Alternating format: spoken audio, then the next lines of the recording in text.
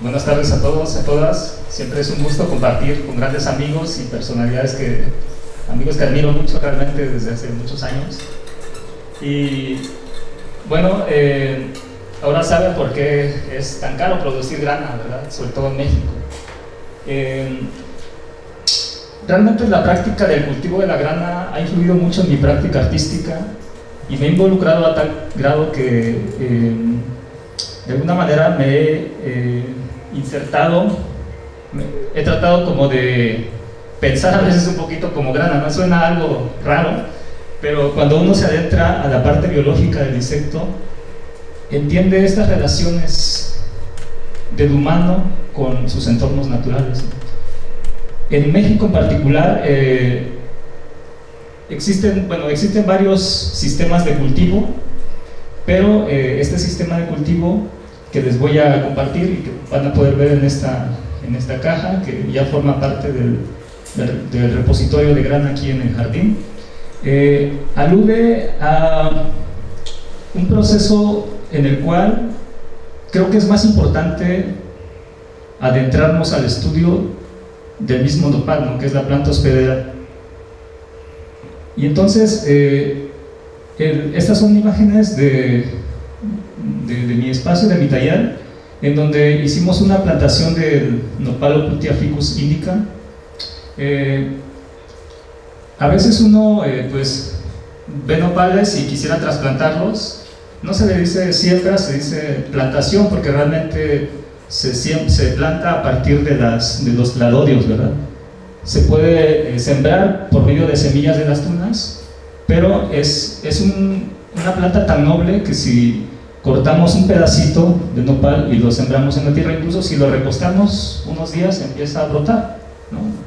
Entonces parecería muy fácil simplemente sembrarlo y ya, que crezca, ¿no? Pero es muy importante tener en cuenta ciertos aspectos edáficos, es decir, relacionados con la tierra, y climáticos, ¿no? ¿Por qué? Porque ya sabemos que es el principal alimento de la cochinilla, y entonces para que crezca adecuadamente tenemos que tomar en cuenta ciertos aspectos. En cuanto a los aspectos edáficos, pues que la tierra tiene que estar bien abonada, tenemos que crear canales de riego y sobre todo la posición del nopal. Tenemos que sembrarlo con las caras en posición, estudiar un poquito la trayectoria solar, ¿verdad? Que es que las caras de la planta madre, que es esta, en la mayor parte del día le vaya irradiando el sol. Entonces se colocan en ese sentido con relación al oriente poniente. Parece algo tan singular, pero para los proyectos de cultivo de nopal y grana es muy importante. Entonces cuando uno empieza a hacer comparaciones con otros cultivos, pues nos damos cuenta de esta importancia que tenía para los pueblos originarios estas prácticas agrícolas, ¿no? La observación, incluso cortar el nopal en ciertos momentos de luna llena, por ejemplo. Y entonces todos los aspectos pues son los que pues he ido como observando y realizando, ¿verdad? Alrededor ya de más de 8 años. Esta es la plantación actual. Aquí nada más quería compartirles esta imagen. En Oaxaca, pues sabemos, tenemos un problema muy grave de sequía, ¿verdad?, del agua. Entonces, para sembrar el nopal, si bien es una planta que resiste mucho y que creo que es una planta que también nos enseña a nosotros como seres humanos, ¿verdad? Entonces, es una planta que sí resiste las inclemencias del tiempo, a la sequía, pero también hay que ayudarle, ¿no? Después de un riego controlado, le colocamos esta materia orgánica para que el sol no le irradie directamente a las raíces, ¿cierto? Y entonces, después de tener un buen nopal sano, nutrido, es importante hacer una selección específica de los nopales. ¿Qué quiere decir esto? Que tenemos que ubicar casi que cada nopal tenga como su acta de nacimiento, ¿no? Tenemos que llevar un control de cuántos meses de crecimiento lleva el nopal, porque para el cultivo de la grana cochinilla necesitamos nopales que por lo menos tengan 6 meses de edad, porque si están muy tiernos se van a morir en el proceso de infestación, y si son muy viejos, pues el insecto, como tiene un aparato bucal llamado estilete, no va a poder insertar su boquita, su estilete, en la parénquima, en la membrana del nopal, ¿no? Entonces es muy importante tomar en cuenta esos aspectos, y se pueden aprovechar a veces la trasplantación de plantas completas, o por medio de cladodios, o también llamados pencas, ¿no? O raquetas de nopal. Y en este proceso también, como ya nos comentó un poquito la doctora Mariana, tenemos que hacer un trabajo de manejo fitosanitario. En México, a diferencia de otros países que producen grana, como Perú, que ellos tienen muy poquitos depredadores naturales de la grana y del nopal, en México tenemos una infinidad de agentes patógenos y en fin, muchas afectaciones que pueden tener nuestros campos, y es importante hacer monitoreos controlados, ¿verdad? Algunos se pueden enterrar, otros se pueden limpiar en el momento, y algunos insectos pues los tenemos que quitar manualmente, ¿no? No nos gusta usar agrotóxicos porque creemos que cada ser vivo, cada elemento de nuestros entornos cumple una función importante, ¿no? ¿Por qué no le ponemos folidol, por ejemplo, a las hormigas? Porque las hormigas tienen su función, y por ejemplo en la época prehispánica era muy preciada la hormiga porque decían que eran las grandes sembradoras, ¿no? Incluso son indicadores de las estaciones de lluvia, ¿no? Cuando sabemos que las hormigas están trabajando es porque ya se acercan las lluvias, entonces sería más bien motivo de alegría, ¿no? Más que de desesperación, que se están comiendo nuestras plantas, nuestros nopales. Entonces, pues todos esos aspectos son los que tomamos en cuenta. Ahora, en mi espacio, en mi taller, sí cultivo grana, pero en pocas cantidades, porque los rendimientos son muy pocos. De una penca obtenemos aproximadamente, ¿qué será? De 2 a 3, si mucho, gramos de cochinilla ya seca, ¿no? En estado seco. Entonces es muy poquito. Imagínense, si yo quisiera tener 1 kilo, pues necesitaría como 1000 pencas, ¿no? Si es que se infestan adecuadamente. Si no hay una infestación adecuada, pues necesitaría mucho más, ¿no? Entonces, aquí les estoy compartiendo algunas imágenes de los métodos de recolección. En este caso, se pueden recolectar de 3 maneras, de muchas maneras, pero estas son las 3 principales que yo he practicado. Una de ellas es la recolección general, que se hace por medio de una brocha muy suave, de pelo muy suave, para no lastimar al insecto, porque como son insectos muy sensibles, pues es muy fácil dañarlos, ¿no? La otra forma de recolección es cuando usamos el nopal para un siguiente ciclo. La ventaja de tener estos nopales sembrados en la tierra, que está abonada, es que el nopal, pues durante los 3 meses que dura el ciclo de vida del insecto, se va a seguir alimentando, ¿verdad?, por medio de sus raíces. Y entonces, cuando nosotros hagamos la recolección, de acuerdo a este segundo ejemplo, pues los nopales van a resistir un siguiente ciclo. Desde luego tenemos que controlar la población de las ninfas. No podemos saturar de insectos de la nueva generación, porque si no el nopal no va a soportar esos 3 meses, porque al final de cuentas sabemos que es una plaga, ¿verdad?, que está atacando, realmente matando al nopal. Entonces, pero sí es posible usarlo en 2 ciclos, y eso también lo hemos aplicado aquí en el jardín. Entonces, por eso es que se tiene que recolectar una grana por grana, porque incluso aquí van a observar unas ninfas que ya han nacido, ¿no?, previamente.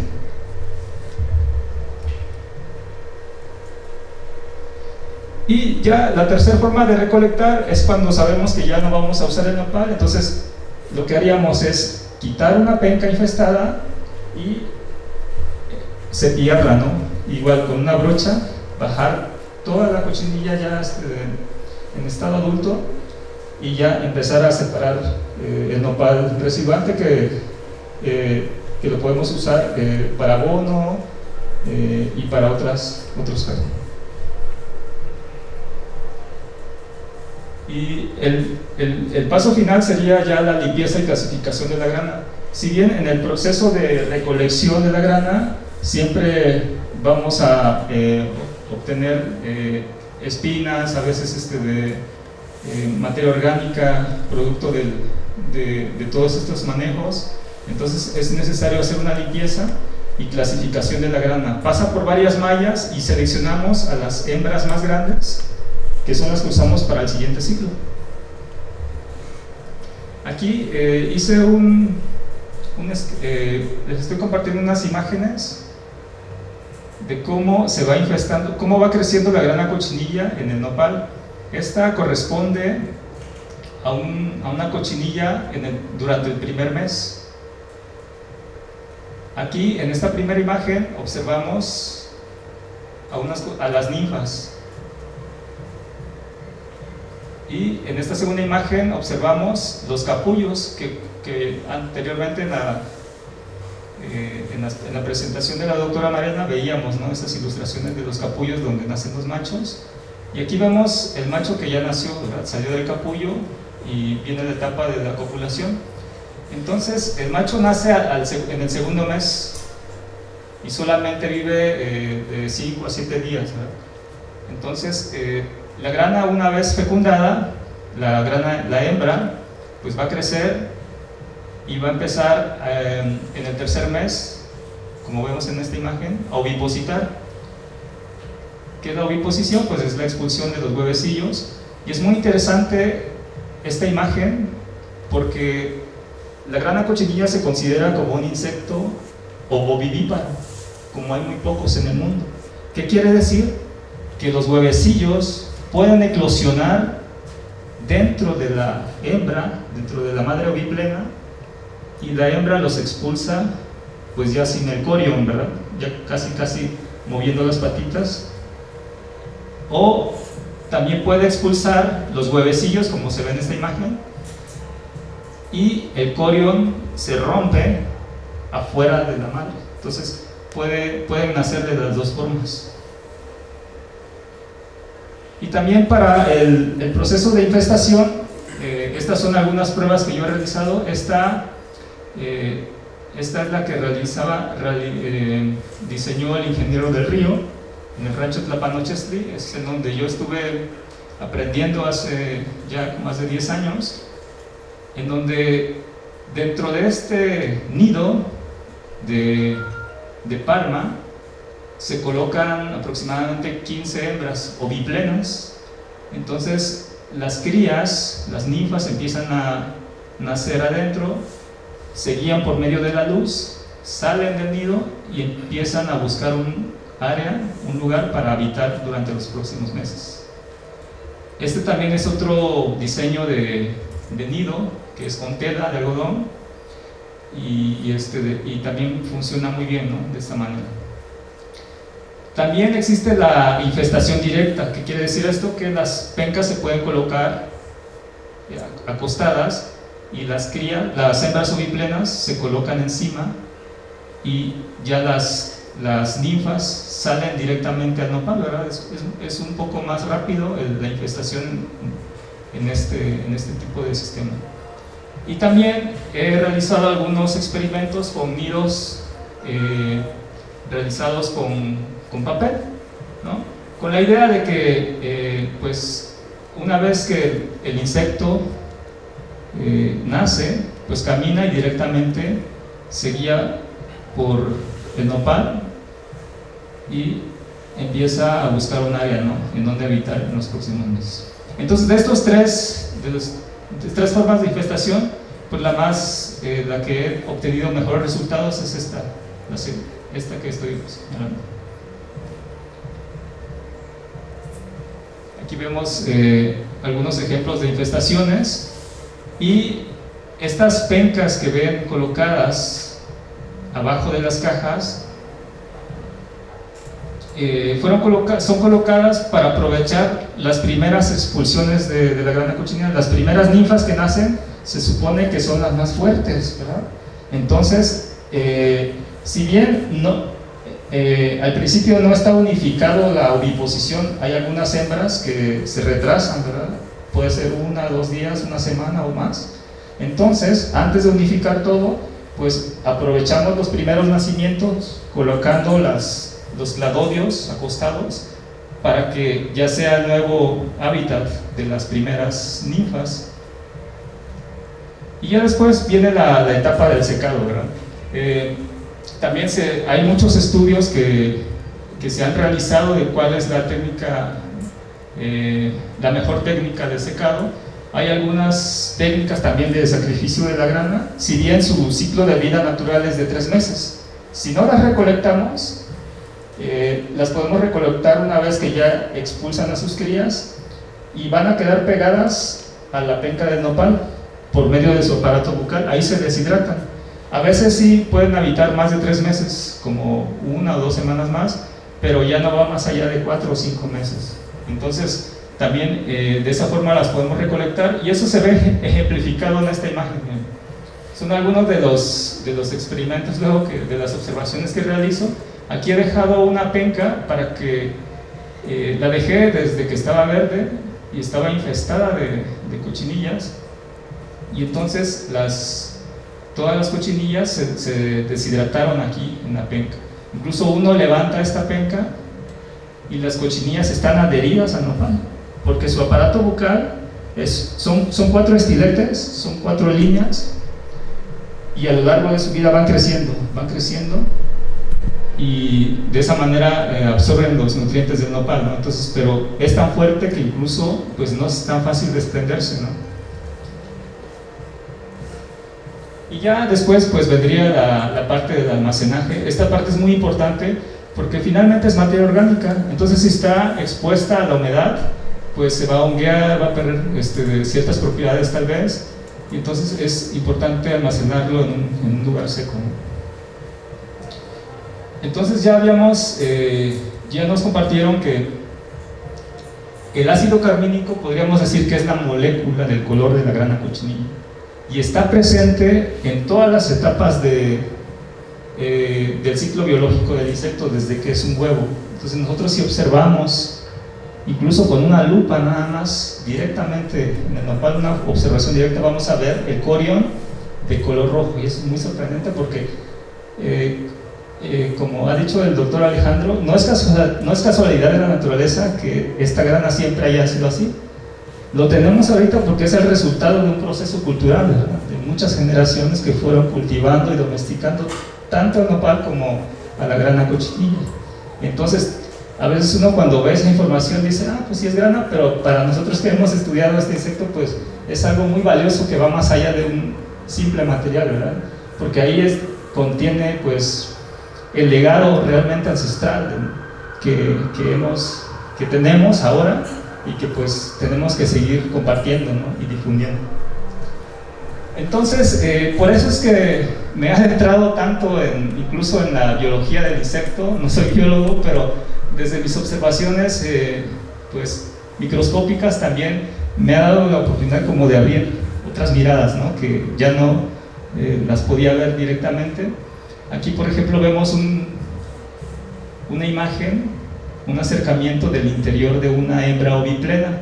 A esto se le llama ovariola, y observamos un conjunto de huevos en diferentes etapas de maduración. En la siguiente imagen vamos a ver también los embriones. Miren, este sería el corión. Es solamente una sección de una ovariola. Cada óvalo es un corión, o es un huevecillo. Observan aquí adentro, ahí se está formando una cochinilla, una ninfa. Y aquí también hay es una fotografía de unos embriones en maduración. Entonces, imagínense, esto es solo un detalle, pero una cochinilla adulta puede expulsar más de 100 ninfas, imagínense, en un periodo de 2 o 3 semanas, va dependiendo. pero imagínense pues toda esa labor que hace el insecto, ¿no? para expulsar a sus crías. Aquí comparto otras observaciones internas, son estructuras internas de la cochinilla, y lo que quiero compartir aquí es que siempre está presente el color rojo, ¿sí ven? Entonces el ácido carmínico está presente desde luego también en la parte nipal y desde luego en la etapa adulta, ¿no?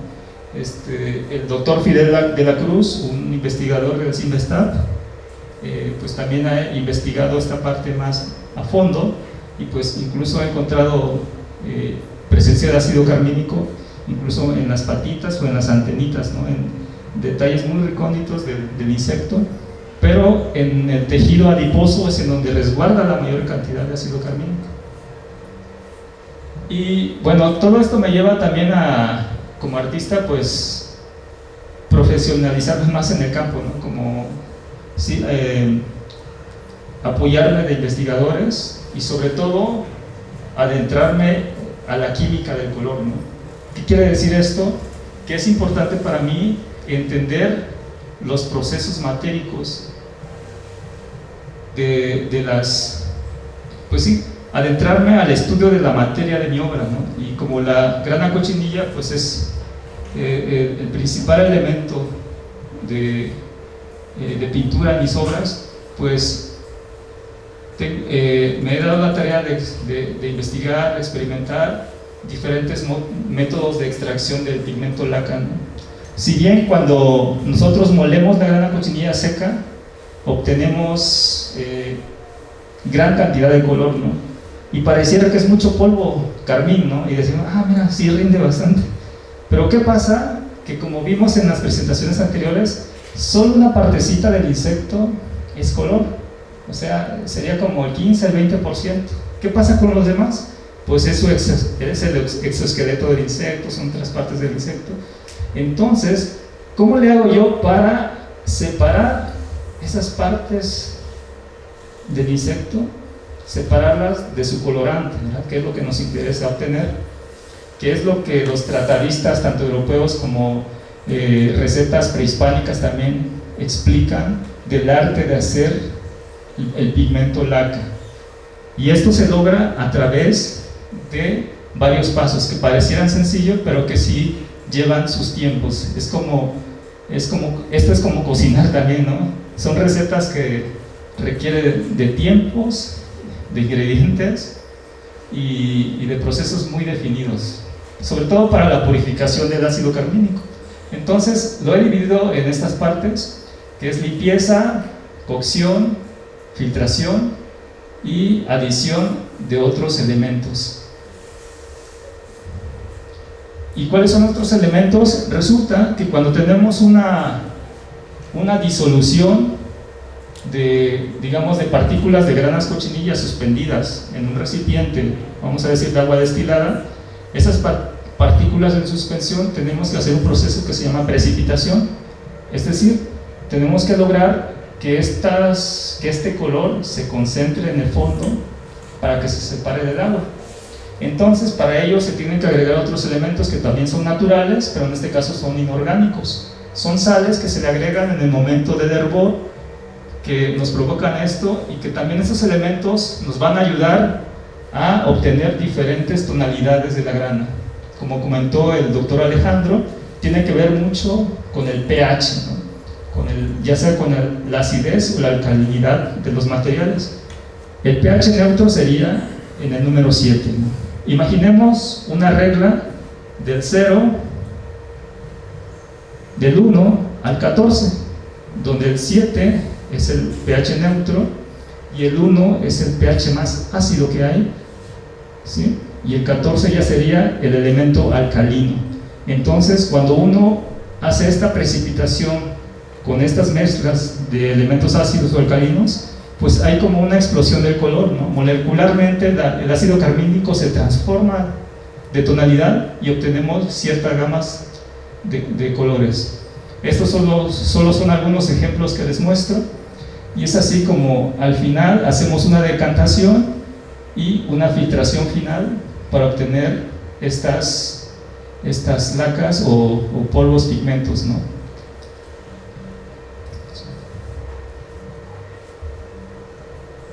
Y ya obteniendo un pigmento laca, nosotros podemos mezclarlo con diferentes aglutinantes para hacer pinturas, ¿no? Para hacer tintas, óleos. Y entonces realmente estas prácticas pues devienen también como les comenté, de tratadistas antiguos. Me gusta mucho revisar recetas antiguas, ¿no? Si bien son recetas que no están muy detalladas, o a veces no te dicen pues ciertas cantidades o ciertos tiempos de cocción, pero uno con la práctica pues los puede ir pues realizando. Y sobre todo en esta parte del arte te da la oportunidad, como uno como artista pues se adentra a la intimidad, al estudio de los materiales, pues de alguna manera uno pues ya puede hacer, de acuerdo a un proyecto, pues ciertas adecuaciones, ¿no? Particulares para obtener ya sea una tinta, una pintura más pastosa, etc. Aquí les estoy compartiendo un estudio de la Universidad Autónoma de Chapingo, en donde llegan a la conclusión de que esta resina que exuda el árbol de huizache, es una acacia farnesiana, es una resina que tiene propiedades muy similares, incluso en algunos parámetros un poco más altos que la goma arábiga, que es la que se importa de otros países, ¿verdad? Entonces, al menos yo no he encontrado información histórica del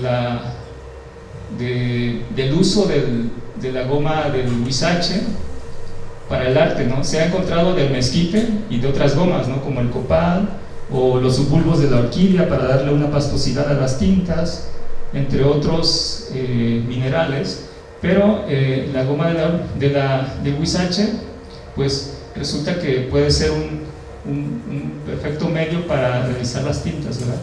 Entonces yo he realizado algunas tintas con esta goma y he obtenido resultados favorables. Estas son algunas apuntaciones que las van a poder ver en la entrada. Y bueno, voy a compartirle algunas de mis piezas que he realizado con esta técnica. Esta pieza de 2019 que titulé Campo Infinito, pues son a veces, yo digo que el arte es como un pretexto que yo he usado para compartir mi sentir, ¿no? Muchas veces, por ejemplo, son piezas que aluden al monocultivo, ¿no? Es como decir, monocultivo de magueyes, ¿no? Que están alrededor de este árbol que se resiste, ¿no? a esta tierra, ¿no? Son como pues, algunas reflexiones que comparto en el momento de realizar las piezas. O esta que se llama maíz primigenio, ¿no? Es como es una forma de decir no a los maíces transgénicos, ¿no? Es como la voz a través del arte que quiere defender o poner su granito de maíz para defender las especies nativas, ¿no? O a veces son temáticas que tienen que ver con el agua, como este que se llama campo hidrofílico. Y últimamente, bueno, esta pieza es una instalación que resultó de un proyecto de una residencia de arte en la que hice una investigación acerca de la fibra lignocelulósica del nopal. El nopal es muy resistente porque, digamos, lo que se llama esqueleto del nopal técnicamente sería la fibra lignocelulósica. ¿Qué quiere decir esto? Que aparte de tener celulosa en su estructura, tiene elementos de lignina, que es un material que se relaciona mucho con las durezas de las maderas. Es por eso que el agua pues, resiste a las inclemencias del tiempo, incluso ante la presencia de un aire muy fuerte se pueden balancear, pero casi nunca se rompen como los troncos de algunos árboles, ¿no?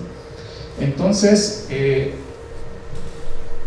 aquí utilicé vamos a decir, las pencas completas, fueron disecadas y son pencas de nopales que tenían más de 20 años, por eso es que tiene esta forma, tanto de raíces como de grosor, ¿no? Del cladodio.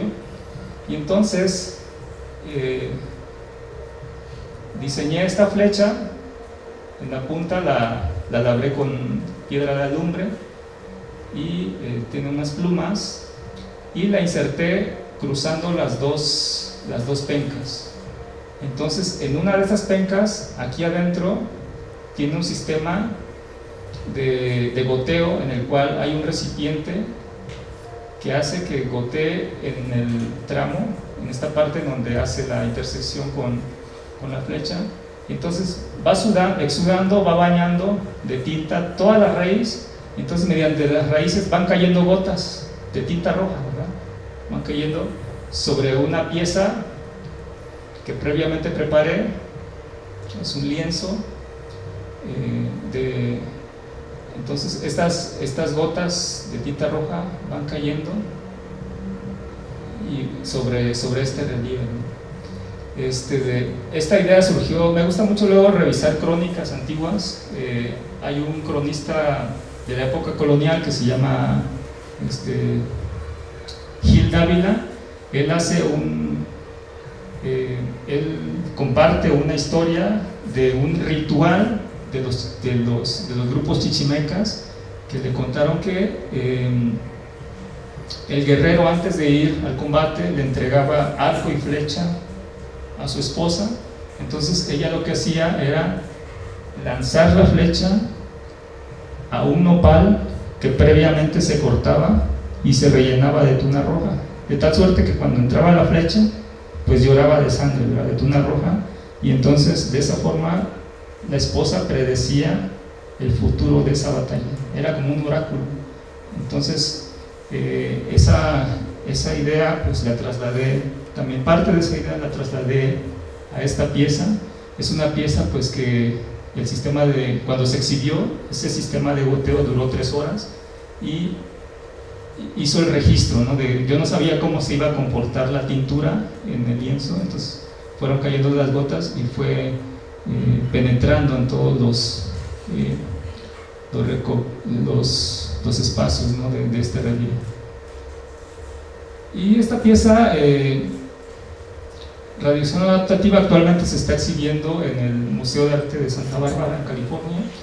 Es una de mis últimas obras. Si bien al principio, pues mi obra, como vieron, eran un poco más figurativas. Estas dan la oportunidad al espectador como de adentrarse a una lectura muy personal, ¿no? Retomo incluso esta formación de un ser, que incluso esta forma nos remite quizás al símbolo de la lengua, ¿no? Es como la vírgula que aparece en los códices, es como el transmitir del conocimiento, ¿no? Entonces es una formación, puede ser un ser o varios seres que se están uniendo, ¿no? También habla de eso esta pieza. Y bueno, esta pieza que ven aquí forma parte de este tríptico. Entonces, estas cajas de madera las barnicé con la tinta roja y aproveché las vetas de la madera para resaltar algunas figuras, ¿verdad? Y entonces también en la siguiente imagen vamos a ver la técnica de desgrafiado. Entonces he realizado algunas observaciones y anotaciones de ilustración directa del nopal, las cuales fui colocando alrededor de las cajas, ¿no? Entonces estas son imágenes del taller mi amiga La Grana, que agradezco la invitación en el Día Nacional de los Jardines, porque la idea es que pues este repositorio sea un lugar de compartir, ¿verdad? Sobre todo para los niños, estos conocimientos que nosotros pues hemos quizás investigado, nos hemos acercado un poquito más, pues es importante también difundirlos, ¿no? Y qué mejor que en este espacio. Y bueno, esta actividad pues se realizó después de que llegaron las cajas aquí al espacio, ¿no? Y bueno, pues muchas gracias, agradezco nuevamente la invitación.